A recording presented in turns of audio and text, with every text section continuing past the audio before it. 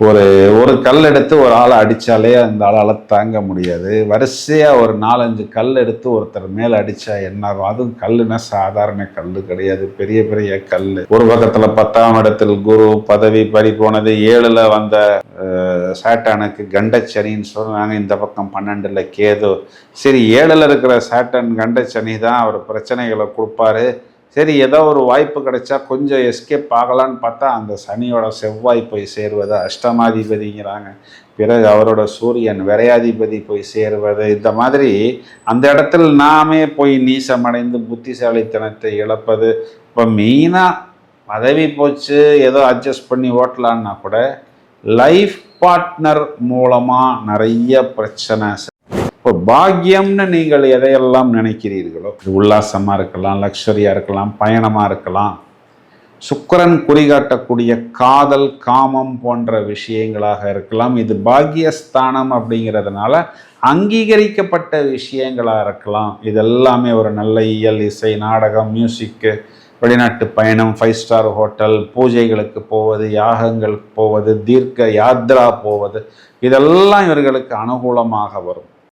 7ஆம் இடம் அப்படிங்கிற ஒரு ஃபேமிலி லைஃப்பில் பிஸ்னஸ் பார்ட்னரில் இருந்த ஒரு பெரிய கிக் பாக்ஸரு, ஒரு பெரிய முகமது அலி, ஒரு பெரிய சில்வஸ்டர் ஸ்டலோனு, ஒரு பெரிய ஜாக்கி ஜான், இவங்கெல்லாம் அந்த இடத்த விட்டு வெளியில் போகிறாங்க அப்படிங்கிறது நமக்கு ஒரு சூப்பர் டூப்பர் குட் நியூஸ். அப்படிங்கிற மாதிரி ஒரு பெரிய யூட்டன். பாக்யாதிபதி ஆட்சி அப்படிங்கிறதே நமக்கு ஒரு ப்ளஸ்ஸு. இதர மாதாங்கந்திர கிரகங்கள் எல்லாம் மைனஸ் கொடுத்தவர் இனி மைனஸ் கொடுக்க மாட்டார் அப்படிங்கிறது ஒரு ப்ளஸ்ஸு கொடுக்க வேண்டிய சுக்கிரன் அதனை தூக்கி கொடுப்பாருங்கிறது பெரிய ப்ளஸ். ஹலோ ஃப்ரெண்ட்ஸ், நாம் ஆர்வத்துடன் எதிர்பார்த்து காத்திருக்கக்கூடிய சித்திரை மாதத்துக்கு உண்டான பலன்கள் எல்லாருக்கும் நன்றாக தெரியும். சித்திரை மாதம் மேஷ ராசி மண்டலத்தில் சூரியன் உச்சம். இதையும் தவிர செவ்வாய் என்ற கிரகம் அதே மேஷத்தில் ஆட்சி, சுக்கிரன் சொந்த வீட்டில் ஆட்சி, கிரகங்கள் வரிசையாக வருகிறது. கடகத்தில் சந்திரன் வரக்கூடிய காலகட்டத்தில் கிரக மாளிகா யோகம் என்ற ஒரு அரிதான சுப யோகம் என்பது வர இருக்கிறது.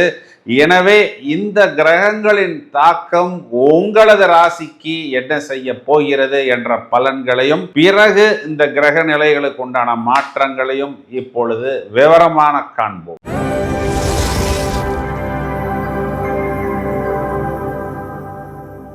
கன்னிராசிக்கு பலன் சொல்றதுக்கு தான் ரொம்ப நேரமா காத்துக்கிட்டு இருக்கிறேன். ஏன் அப்படின்னா, ஒரு கல் எடுத்து ஒரு ஆளை அடிச்சாலே அந்த ஆளால தாங்க முடியாது. வரிசையா ஒரு 4-5 கல் எடுத்து ஒருத்தர் மேல அடிச்சா என்ன ஆகும்? அதுவும் கல்லுன்னா சாதாரண கல் கிடையாது, பெரிய பெரிய கல். ஒரு பக்கத்துல 10ஆம் இடத்தில் குரு பதவி பறி போனது, 7ல் வந்த சாட்டானுக்கு கண்டச்சனின்னு சொன்னாங்க. இந்த பக்கம் 12ல் கேது.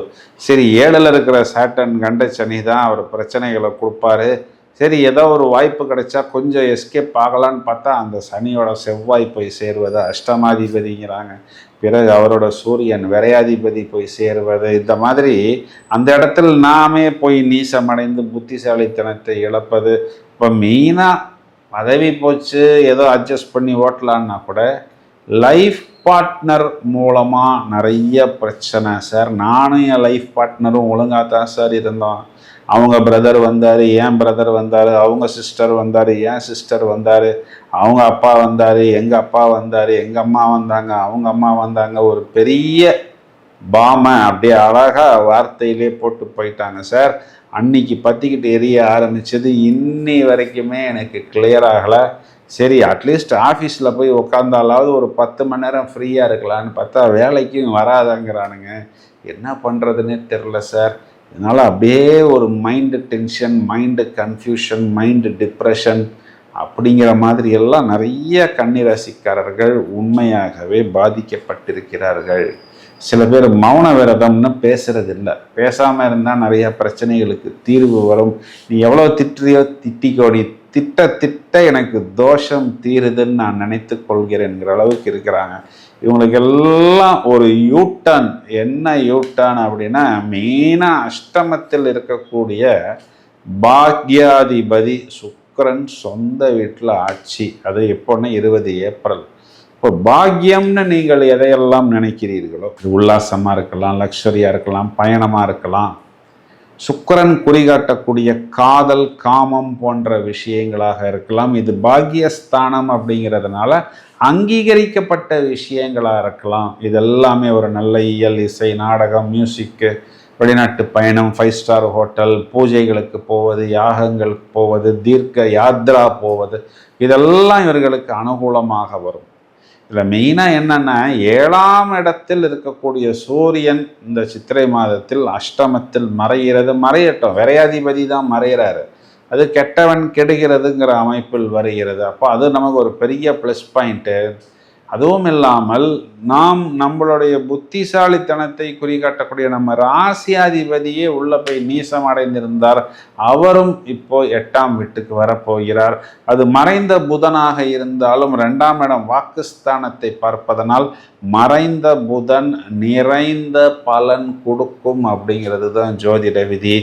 7ஆம் இடம் அப்படிங்கிற ஒரு ஃபேமிலி லைஃப்பில், பிஸ்னஸ் பார்ட்னரில் இருந்த ஒரு பெரிய கிக் பாக்ஸரு, ஒரு பெரிய முகமது அலி, ஒரு பெரிய சில்வஸ்டர் ஸ்டலோனு, ஒரு பெரிய ஜாக்கி ஜான், இவங்கெல்லாம் அந்த இடத்த விட்டு வெளியில் போகிறாங்க அப்படிங்கிறது நமக்கு ஒரு சூப்பர் டூப்பர் குட் நியூஸ் அப்படிங்கிற மாதிரி ஒரு பெரிய யூட்டன். பாக்யாதிபதி ஆட்சி அப்படிங்கிறதே நமக்கு ஒரு ப்ளஸ்ஸு. இதர மாதாங்கந்திர கிரகங்கள் எல்லாம் மைனஸ் கொடுத்தவர் இனி மைனஸ் கொடுக்க மாட்டார் அப்படிங்கிறது ஒரு ப்ளஸ்ஸு கொடுக்க வேண்டிய சுக்கிரன் அதனை தூக்கி கொடுப்பாருங்கிறது பெரிய ப்ளஸ். இதில் ரொம்ப தேடி தேடி பார்த்தோம்னா பிரதர் சிஸ்டர் சம்மந்தப்பட்ட விஷயம், இடம் சம்மந்தப்பட்ட விஷயத்தில் செவ்வாய் 11/5 வரக்கூடிய காலகட்டங்களில் ஆட்சி பெறுவார். ஏதாவது ஒரு ஆப்ளிகேஷன் கேட்பாங்க, அந்த ஒரு விஷயத்தை மட்டும் நாம் கவனமாக பார்த்து கொண்டால் போதும். வெளிநாட்டில் போய் நாம் முதலீடு செய்யும் பொழுது, அது வேலை வாய்ப்பாக இருக்கலாம், இல்லை வியாபாரமாக இருக்கலாம், கொஞ்சம் கூடுதல் கவனம் எடுத்துக்கொள்ள வேண்டும். இந்த சுக்கிரன் ஆட்சிங்கிற ஒரு ப்ளஸ்ஸை தவிர இன்னொரு பிரமாதமான ப்ளஸ் என்னன்னு, 6ஆம் இடத்தில் இருக்கக்கூடிய ராகுவை குரு பார்த்து கொண்டிருக்கிறார். 6ஆம் இடத்தில் இவங்களுக்கு நட்பு கிரகம் ராகு, அதுவும் தன்னுடைய சொந்த நட்சத்திரம் சதயத்தில். அது இவங்களுடைய வேலை வாய்ப்பாக இருக்கலாம், இல்லைன்னா இவங்களுடைய வியாபாரமாக இருக்கலாம். ஓவர் த நைட்டில் ஒரு பெரிய உயரத்துக்கு, ஒரு உச்சத்துக்கு இவங்களை தூக்கி கொண்டு போவதற்கு தயாராக இருக்கிறது. சார், இந்த ஒரு ஆன்சைட்டு, இந்த ஒரு ஆஃபரு, இதை வைத்துக்கொண்டு நான் நிறைய டென்ஷன், டிப்ரெஷனிலிருந்து வெளியே வந்து விடுவேன். இருக்கிற ஆஃபீஸில் என் பாஸ் என்னை போட்டு மிதிக்கிறாரு, நான் ஒரு நல்லா ட்ரெஸ் பண்ணிவிட்டு காரில் போனாலே அவருக்கு என்னை பிடிக்கிறதில்லை, ஏன்னா அவர் பைக்கில் வராரு, நான் கொஞ்சம் ஸ்மார்ட்டாக பர்சனாலிட்டியாக போகிறேன், என்னைய பார்த்தாலே அப்படியே பார்வையிலேயே என்னை பொசுக்கிறார் சார் அப்படின்னு எந்தெந்த சகோதரிகள் சகோதரர்கள்லாம் கன்னிராசியில் வருத்தப்பட்டு கொண்டிருக்கிறீர்களோ, உங்களுக்கெல்லாம் ஒரு நல்ல ஆஃபரு, நல்ல சேலரி இன்க்ரிமெண்ட், ப்ரமோஷன் தயாராக காத்து கொண்டிருக்கிறது. இது காலகட்டங்களை பிரமாதமாக உபயோகித்துக் கொள்ளுங்கள். இப்போ கன்னிராசி சகோதரிகளை எடுத்துக்கிட்டோம்னா, இத்தனை நாள் உங்களுடைய கணவர் நன்றாக குத்து வாங்கி கொண்டுதான் இருந்தார். இப்போ இனிமேல் அவர் கொஞ்சம் ஃப்ரீயாக இருப்பார். அவருக்கு ஒரு மைனஸ் இல்லை அப்படிங்கிறதை நீங்கள் ப்ளஸ்ஸாக எடுத்துக்கொள்ளலாம். அவர் ஏதாவது ஃபினான்ஷியல் முதலீடு பண்ணும் பொழுது மட்டும் தேவையான விஷயங்களை கொஞ்சம் கவனமாக பார்த்து முதலீடு செய்ய சொல்லுங்கள். இதையும் தவிர கன்னிராசி வயதில் மூத்த நபர்களை எடுத்துக்கிட்டோம்னா, கண்டிப்பாக நிறைய ஹெல்த் ப்ராப்ளமில் தான் இது நேரம் வரை இருந்து கொண்டிருக்கிறார்கள். இனிமேல் ஒரு நல்ல இம்ப்ரூவ்மெண்ட், டெவலப்மெண்ட் வரும். இந்த பிளட் ப்ரெஷர், அதே மாதிரி இந்த ஹீமோகுளோபின் லெவல், இந்த மாதிரி விஷயத்துக்கெல்லாம் ஒரு மாஸ்டர் ஹெல்த் செக்கப் இல்லைன்னா ஒரு மினி ஹெல்த் செக்கப் எடுத்துக்கொள்வது, தேவையான இயற்கை வைத்தியங்களை கையில் வைத்துக்கொள்வது. குறிப்பாக இந்த ராசியில் இருக்கக்கூடிய மாணவர்கள் ஆரம்பத்தில் கல்வியில் கொஞ்சம் வேவரிங்காக இருந்தாலும் 30 அதாவது ஏப்ரல் மாதத்தின் கடைசியிலிருந்து கல்வியில் இவர்கள் கூடுதலான வெற்றியையும், இவர்களுடைய ஆர்வத்தையும், இவர்களுடைய நாட்டத்தையும் வெளிப்படுத்துவார்கள் அப்படின்னு சொல்வது தான் நிதர்சனமான உண்மை. வழிபாடுகள் அப்படின்னு எடுத்துக்கிட்டோம்னா, செவ்வாய்க்கிழமைகளில் குறிப்பாக அதே மாதிரி கிருத்திகை, விசாகம், ஷஷ்டி திதிகள் அந்த நட்சத்திரங்கள் வரக்கூடிய நாட்கள்லாம் முருகன் வழிபாடும், திங்கட்கிழமை சோமவாரங்களில் சிவ வழிபாடு, சூரிய நமஸ்காரம் செய்வது, இதெல்லாம் உங்களுக்கு ஒரு நல்ல ஒரு உச்சத்தை ஏற்படுத்தி கொடுக்கும். இப்போ நாம் இது நேரம் வரை பார்த்த இந்த பலன்களுக்கு உண்டான கிரக மாற்றங்களை எடுத்துக்கொண்டால், இந்த சித்திரை மாதம் பிறந்து கிட்டத்தட்ட ஒரு 6 நாட்களில், அதாவது ஏப்ரல் மாதம் 20ஆம் தேதி சுக்கிரன் சொந்த வீட்டில் ஆட்சி பெறப்போகிறார், ரிஷபத்துக்கு சஞ்சாரம் செய்ய போகிறார். 31/4, அதாவது ஏப்ரல் மாதத்தின் கடைசி புதன் மீனராசி மண்டலத்திலிருந்து மேஷராசி மண்டலத்தில் வந்து சூரிய புத ஆதிபத்தியமாக மாறுகிறார் 11/5, அதாவது மே மாதம் 11ஆம் தேதி.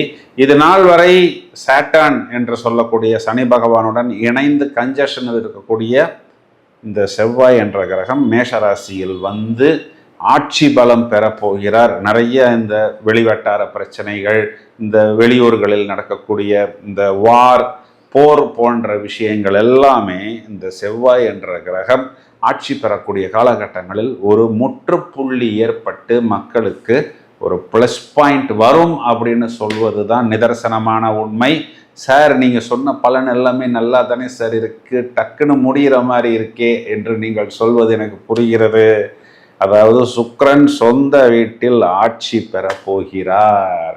இது சில பேருக்கு அமலா யோகமாகவும் சில பேருக்கு மாளவிகா யோகமாகவும் வரப்போகிறது. சுண்டி இழுக்கக்கூடிய சுக்கிரன் உங்களுக்கு அது இழுக்குமா, இல்லை உங்களை போட்டு நன்றாக இருக்குமா, உங்கள் ராசிக்கு என்ன செய்ய போகிறது என்பதை அடுத்த பதிவில் வெகு சீக்கிரத்தில் வெளியிடப் போகிறோம். எனவே நீங்கள் எங்களுடன் இணைப்பில் இருங்கள். இந்த பதிவை உங்களது நண்பர்களுக்கு ஷேர் செய்யுங்கள். வாழ்த்துக்கள். Thank you friends.